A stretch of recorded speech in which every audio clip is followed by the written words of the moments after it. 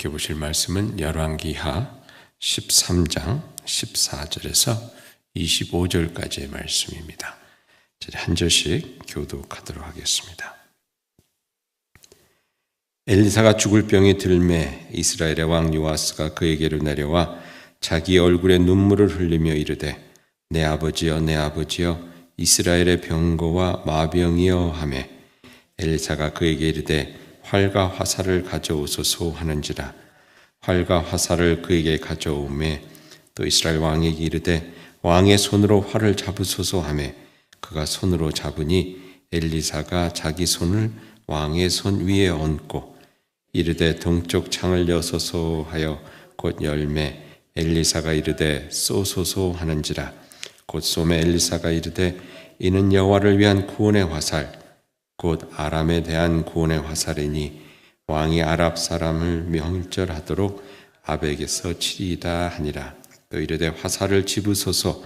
곧 집음에 엘리사가 또 이스라엘 왕에게 이르되 땅을 치소서 하는지라. 이에 3번 치고 그친지라. 하나님의 사람이 노하여 이르되 왕이 6번을 칠 것이니이다. 그리하였다면 왕이 아람을 진멸하기까지 쳤으리이다. 그런즉 이제는 왕이 아람을 3번만 치리이다 하니라. 엘리사가 죽으니 그를 장사하였고 해가 바뀜에 모압 도적대들이 그 땅에 온지라. 마침 사람을 장사하는 자들이 그 도적대를 보고 그의 시체를 엘리사의 묘실에 들이던짐에 시체가 엘리사의 뼈에 닿자 곧 회생하여 일어섰더라. 여호아스 왕의 시대에 아람 왕 하사엘이 항상 이스라엘을 학대하였으나 여호와께서 아브라함과 이삭과 야곱과 더불어 세우신 언약 때문에 이스라엘에게 은혜를 베풀며 그들을 불쌍히 여기시며 돌보아 멸하시기를 즐겨하지 아니하시고 이때까지 자기 앞에서 쫓아내지 아니하셨더라. 아람의 왕 하사엘이 죽고 그의 아들 벤하단이 대신하여 왕이 되매 여호아스의 아들 요아스가 하사엘의 아들 벤하단의 손에서 성읍을 다시 빼앗으니 이 성읍들은 자기 붙인 여호아스가 전쟁 중에 빼앗겼던 것이라. 요아스가 벤하단을 3번 쳐서 무찌르고 이스라엘 성읍들을 회복하였더라. 이 말씀은 하나님의 말씀입니다. 말씀을 주신 하나님께 감사드립니다. 오늘 말씀에 보면 엘리사가 이제 죽을 때가 되었다고 이렇게 나와 있습니다. 그때 이스라엘의 왕 요아스가 저를 찾아와서 이제 문병을 하게 되죠. 이 당시 아마도 요아스 왕이 그 엘리사를 굉장히 의지했던 그랬던 것 같습니다. 당시 북이스라엘의 상황이 그렇게 썩 좋지를 않았거든요. 전에 보면 이제 그 요람 왕 하사엘이 이스라엘을 쳐서 굉장히 힘들게 하면서 그 14절, 13장 7절에 보면 이 아람 왕이 와서 이스라엘을 친 다음에 군대를 완전히 축소를 시킵니다. 그래서 뭐라고 되어 있냐면 마병 50명과 그 다음에 병거 10대 그리고 보병 10,000명만 남겨뒀다 이렇게 나와 있습니다. 그러니까 말을 타는 군사가 50에다가 그 다음에 그 마차 군대 요즘 말로 하면 탱크가 10대밖에 안 되는 그러한 병력만 남겨놓고 이제 그 아람 왕이 이제 이스라엘을 다스렸다는 거죠. 그러한 상황, 그때가 이제 요아스 왕 아버지 때 있었던 일인데, 그러한 상황 속에 요아스가 왕이 됐으니 참 많이 힘들었을 것 같아요. 그래서 엘리사를 많이 의지해서, 근데 이 엘리사가 죽을 병이 들었다 그러니까 이제 와서 이렇게 울고 이런 그런 내용이 여기 나오고 있습니다. 근데 엘리사를 가만히 보면 저희도 엘리사의 그 사역을 이렇게 살펴볼 때 굉장히 열정이 많았던 사람 같아요. 아주 그냥 뜨거워서 기적도 많이 이렇게 행하고 오늘 말씀에도 보면 죽을 병이 걸렸는데 죽을 병이 걸려서 왕이 이렇게 왔는데 자기 걱정하는 것보다 나라 걱정을 하죠. 그래서 왕에게 활과 화살을 가져오라 한 다음에 동쪽 창문을 열고 그 창문을 통해 이제 화살을 쏘게 합니다. 그러면서 이것이 하나님께서 아람으로부터 이스라엘을 구하실 하나님의 증표입니다. 그러면서 화살을 가지고 오게 해서 요아스 왕에게 이것으로 땅을 치라고 합니다. 그러니까 요아스 왕이 뭐 이렇게 엘리사가 죽을 병에 걸려서 그 앞에서 울고 뭐 엘리사 선지자 이제 나는 어떡합니까? 그러고 있다 갑자기 화살을 땅에다 치라고 그러니까 아마 이렇게 톡톡톡 이렇게 3번 쳤던 것 같아요. 그러니까 엘리사가 화를 벌컥 냅니다. 아니 죽을 사람이 어디서 기운이 나서 화를 냈는지 모르지만 아무튼 엘리사가 이렇게 열정적인 사람이었어요.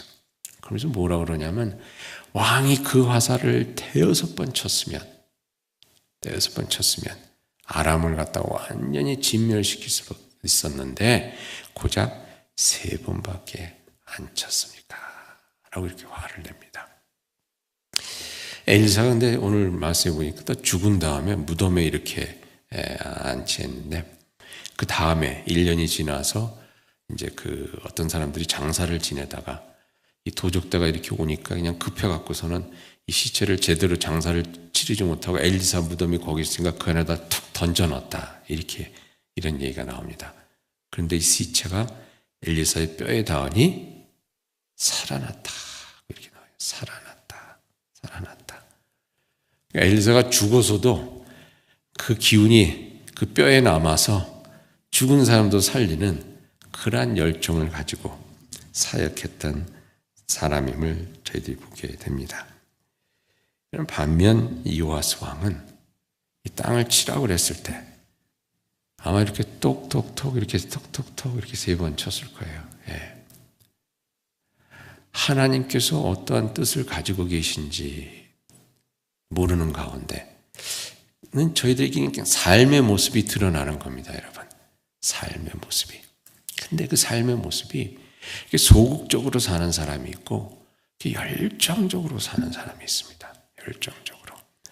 근데 하나님께서는 그 우리들의 열정을 하나님께서 기뻐 받으시고 그 열정을 통해서 그 열심을 통해서 하나님께서 역사해 주신다는 것입니다. 성경에 보면 구약에 보면 여호와의 열심히 이 일을 이루시리라 하는 말이 3번 나옵니다. 여호와의 열심히. 하나님은 열심히 있으신 분이시라는 거예요. 졸지도 않고 주무시지도 않는다 그러지 않았습니까? 그 열심이신 하나님, 그 하나님을 믿는 저희들이 또한 같은 열정으로 같은 열심으로 하나님을 섬기고 살아갈 때에 하나님께서 그 열심을 통해서 저희들 삶 가운데 역사해 주시는 줄 믿습니다. 여러분, 하나님께서 기회를 주실 때, 그 화살을 땅에 쳐라 할 때 한 번을 치더라도 말이죠. 그냥 힘차게 내리쳐서 그 화살이 부러질 정도로 내리칠 수 있다 그러면, 내리쳤다 그러면 한 번이라도 하나님께서 그 믿음을 통해서 아람을 멸망시키셨을 거예요. 오늘 말씀해 보니까 끝부분에 나오죠. 3번 친 대로 3번을 이기게 됩니다. 여러분, 하나님께서는 저희들의 열심을 통해서 역사하시는, 저희들의 열정을 통해서, 믿음을 통해서 역사하시는 분이십니다. 요아스 왕이 3번 쳤다고 그래서 엘리사는 화를 냈잖아요. 하나님께서도 너 그거 3번밖에 안 쳤냐, 그 믿음밖에 안 됐냐, 고서 무시를 하신 것이 아니라 3번 쳤으니 3번 물리치게 해주셨다는 겁니다. 여러분, 한 번을 힘차게 내리쳐서 화살이 부러졌다 그러면 하나님께서도 그 믿음을 보시고 단번에 아람 왕을 멸망시키는 그러한 큰 승리를 안겨다 주셨으리라 믿습니다. 죄송합니다. 여러분, 저희들 삶을 살 때 오늘도 이 하루를 시작하시면서 여러분들 마음 가운데 어떤 마음이 있는지 한번 살펴보실 수 있기를 바랍니다. 아침에 일어날 때 여러분 되게 많은 분들이 그렇게 일어나죠. 아이고, 이렇게 일어나면서 오늘 하루 또 오늘 아침부터 뭐 먹나 어떻게 사나 그렇게 저희들이 일어나는데 그러한 마음이 아니라 오늘도 새롭게 주시는 하나님의 은혜 가운데 새로운 일을 이루어주실 줄 믿습니다 라고 힘차게 일어서는 그러한 삶의 모습이 여러분 가운데 있기를 바랍니다.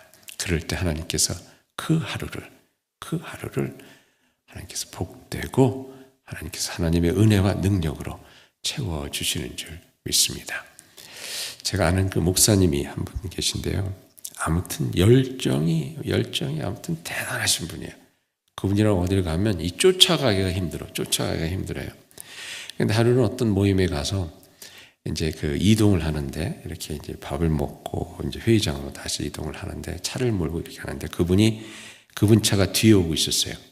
그분 차가 뒤에 오고 있었는데 친구 목사가 이제 옆에서 운전하고 저는 그 옆에 같이 타고 이제 가고 있었는데 이렇게 보더니 이 친구 목사가 이렇게 백미러로 보니까 차가 이제 빨간불에 서 있으니까 뒤에 있는 차가 이제 보이지 않습니까? 뒤에 이렇게 보면서 하는 말이 저 목사님은 콧구멍을 후벼도 열정적으로 후비시네 그러는 거예요. 여러분 차에 서면 저희들이 어릴 때 보는 사람이 없는 줄 알고 뭐 콧구멍도 후비고 뭐 이러지 않습니까? 이분이 이제 신호등에 있는 데 서서 보는 사람이 없는 줄 알고 이제 이 콧구멍을 후비신 거예요. 근데 콧구멍을 후벼도 열정적으로 후비드리는 거예요. 열정적으로. 그때 그 얘기가 생각나는 것이 그래 이렇게 열정이 있으신 분이니까 콧구멍을 후벼도 열정적으로 후비시는구나. 그런 생각을 했던 기억이 있는데 그때 아마 그런 생각을 했던 것 같습니다. 우리가 삶을 저렇게 살아야 되지 않을까? 콧구멍을 후벼도 열정적으로 후빌 수 있는 그런 열정을 가지고 뜨거운 마음을 가지고 살아야 되지 않을까? 작은 일 하나도 하나님의 열심으로 감당하려고 하는 여러분 그러한 마음이 있을 때 하나님께서 여러분의 삶에 그야말로 풍성한 승리의 삶을 허락해 주실 줄 믿습니다. 오늘 아침도 여러분 무릎 꿇고 기도할 때 땅 3번만 치지 마시고 한 10번을 치시면서 기도하실 수 있기를 바랍니다. 한 번을 치시더라도 그냥 힘차게 하나님 나 여기 있습니다. 내 기도를 들어주십시오. 그 열심을 하나님께서 기쁘게 여기시고 그 열심에 7배를 응답해 주실 줄 믿습니다.